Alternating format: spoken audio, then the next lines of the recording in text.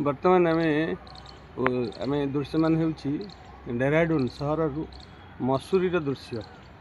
डेहराडून जी कि capital of Uttarakhand राज्यर यह राजधानी अटे। जस्ट डेहराडून सहर छात उपरू आप मसूरी दृश्य देखु के सुंदर मनोहर दृश्य। ये हूँ हिमालय डेहराडून सहरटी हिमालय पाददेश अवस्थित at the Himalaya foot hills. यह द्रोणंकर बासगृह कहुए।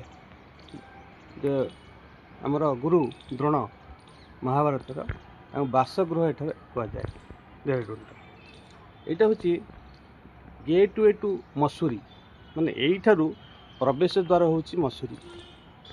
यार जलवायु एवं दृश्य जहाँ सिनेरी एवं यह एक शिक्षा क्षेत्र हब। शिक्षा क्षेत्र में अति गरिष्ठ स्थान अधिकार कर Indian military academy IMA FRI इत्यादि बहुत बड़ बड़ संस्था अच्छी। यह गंगा और जमुना नदीर प्रभावित अंचल। यार पहाड़र हिमालय पाददेश पहाड़र अपर पक्षरे गंगा और जमुना नदी प्रभावित हो पहाड़ रे एक स्थल भाग जहाँ हिली उपत्यका कहुए। यह बासुमती चाउल पाई अति प्रसिद्ध अटे।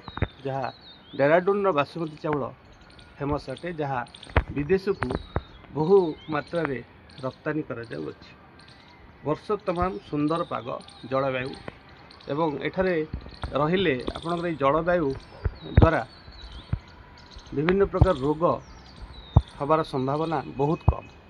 एठाकार लोक माने अति सुंदर सरल निरीह निज काम व्यस्त कहार सहित कौन प्रकार प्रतिद्वंदिता नहीं। निज निज कार्य निजे व्यस्त रुहति। परिवेश अति सुंदर शांत एवं एटिकार गाई गोरु कुकुर माने साधारणतः चमरी गाई टाइप से फरेनर जो आम डगरमैन वगैरह सब जमी आम रखुच्च से टाइप बड़ बड़ कुकुर एवं लोमयुक्त ये सुंदर दृश्यटी को देखु। यह हूँ डेहराडून सहर दृश्य एवं यहीठारू मसूरी दृश्यटा को आउ थे भल भाव लक्ष्य करते। विभिन्न देश विदेश लोक मैंने यहाँ निजर माने बहु कठिन परिश्रम पर आसी विश्राम नियंते एवं आनंद उपभोग करते। आपण थरे एठा को आसंतु एई मसूरी एवं डेहराडून सहर बुली निज मन को खुशी करने सहित स्वास्थ्य परिवर्तन कर जाते।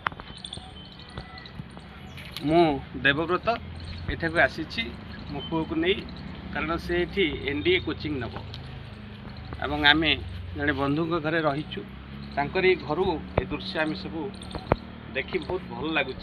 अधिक दिन रही इच्छा होची।